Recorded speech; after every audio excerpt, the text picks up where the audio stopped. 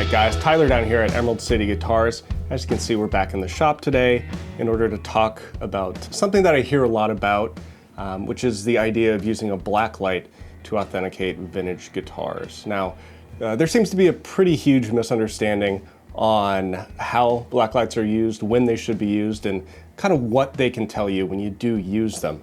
I've been sent a number of videos from other folks online who sort of attempt to explain this process, and I think for the most part they're well-intentioned. However, all the ones that I've seen have been missing some pretty serious information that I think you need if you want to go out into the world and authenticate a vintage finish for yourself.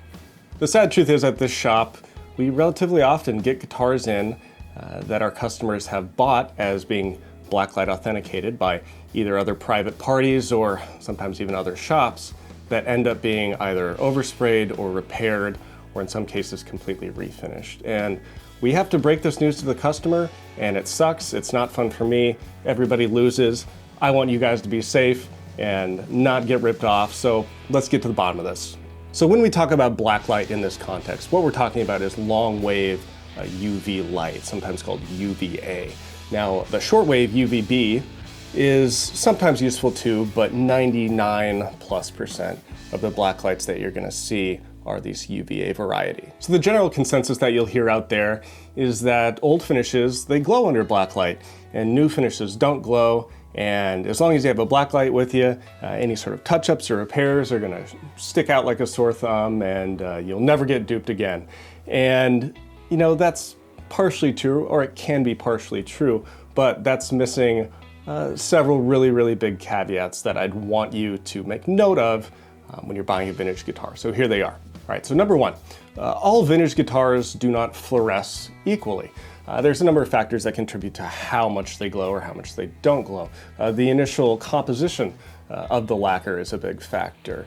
How it was applied, the color over which it was applied also makes a big difference. I think primarily though, environmental factors have a huge impact on how much a vintage guitar fluoresces. If it saw a lot of sunlight, if it saw a lot of smoke, all those things contribute to a huge variation in the fluorescence of vintage guitars. So just because one guitar maybe doesn't glow as bright as others that you've seen doesn't necessarily mean that it's a refinish. There are even some vintage Fender custom colors that had no clear coat over the top and don't fluoresce at all, even though they're 100% original. So number two, this is a thing that has been pretty well known in the repair and restoration community for a long time, but for some reason I never hear other people talking about it. And that's the fact that blacklight invisible repairs are definitely a thing and have been for a long time. Of course, I'm talking about these repairs that can be done where it won't be visible at all under blacklight. It's been going on for years. There's one particular luthier, he's out in Nashville, he's passed away now, but for years in the early 2000s, he basically made his living taking 50s Les Pauls that had Bigsby's installed, and he would pull those Bigsby's off, he'd fill the holes, touch up the color, and then do these blacklight invisible touch-ups over the top, and they were very good. He did a ton of them, and there's still a lot out there that are being passed off as original. Like I said, that was 20 years ago, and that's just that I know about. So for years and years, there've been a lot of ways to beat this blacklight. There are a number of ways to do it too that are pretty commonly known. Lots of times people will make UV boxes if they're doing full refinishes or scratch builds. They'll stick a completed guitar in a box with a UVB lamp, basically like a suntan lamp, and they'll let it sit for a couple weeks, and it ages it really convincingly, or can age really convincingly, and you get that UV glow as well. Lots of times for just touch-ups or partial refinishes, people will just age the lacquer before it's sprayed. For years, people would just put little jars of lacquer up on the roof for a couple weeks and get a really convincing amber tone as well as that UV glow.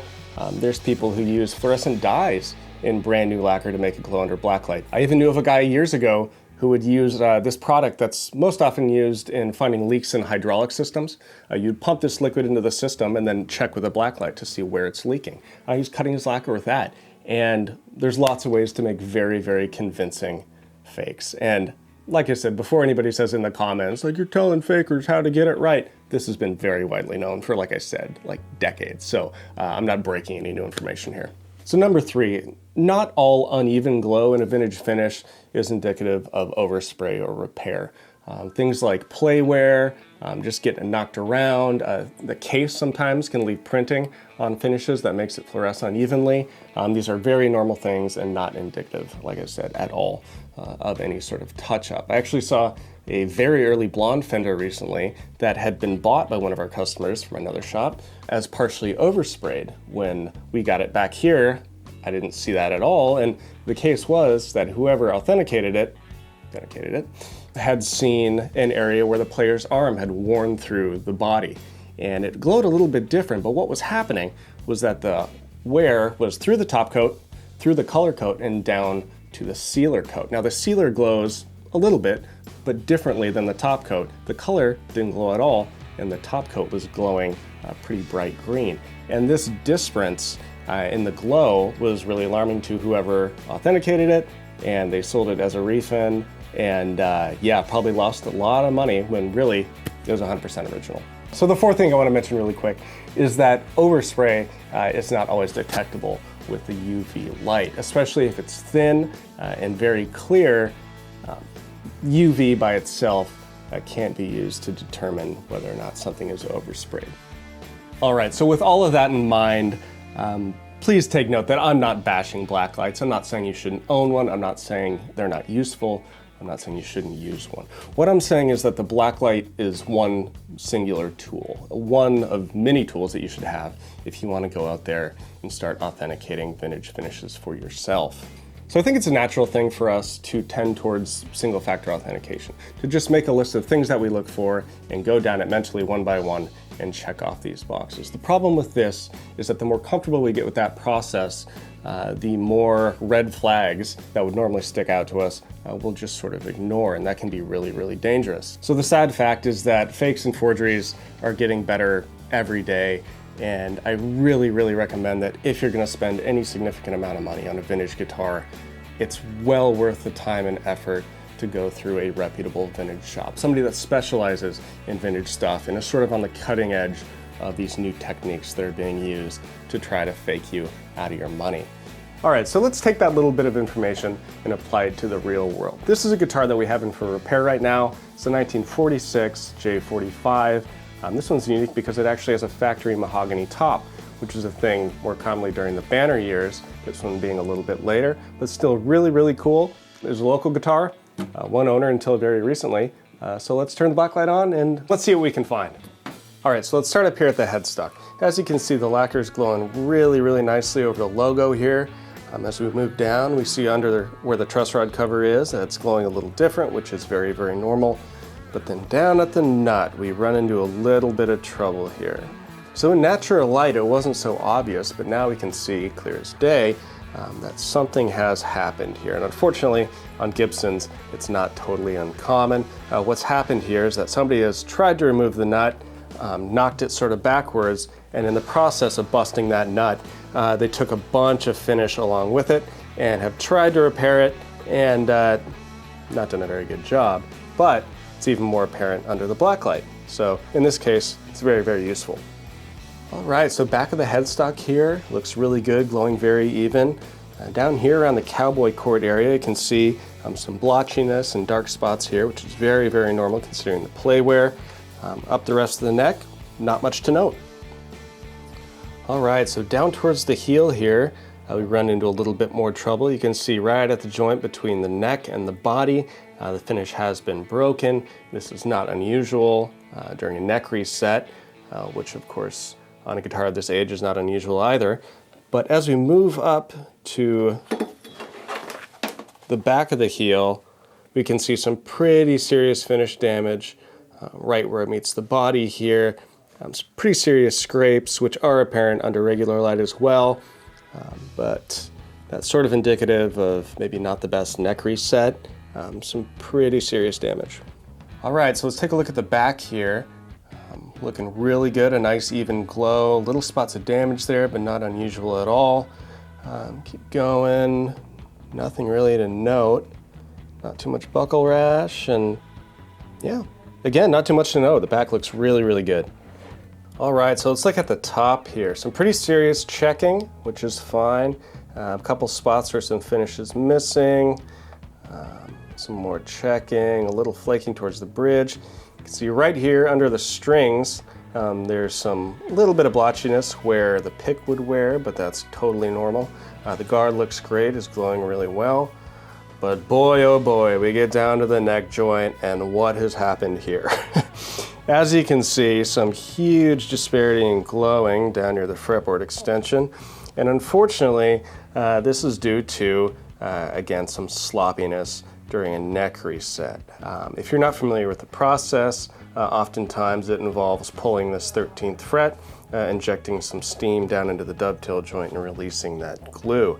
Now, sometimes if you're not careful or you don't know what you're doing on a 46 J45, you can just be whopping the steam in there and it'll start to shoot out from under the fretboard extension. Now, what this does is blushes up the finish wherever that steam touches. It turns it a really milky, kind of terrible white. Now, usually you can buff that out and it can look okay, but it will have a different sheen than the rest of the finish. And as you can see, it's very apparent under blacklight.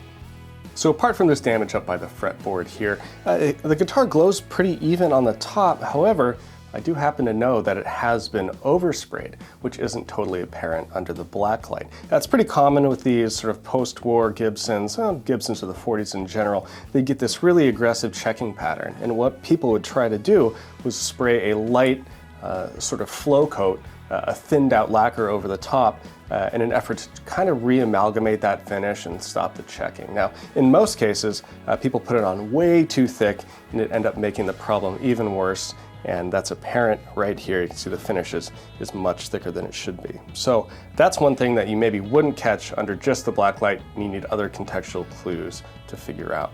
All right, so that's my impression of this guitar under the blacklight. But while we got the light out, let's get a couple more guitars from the shop and see what they look like.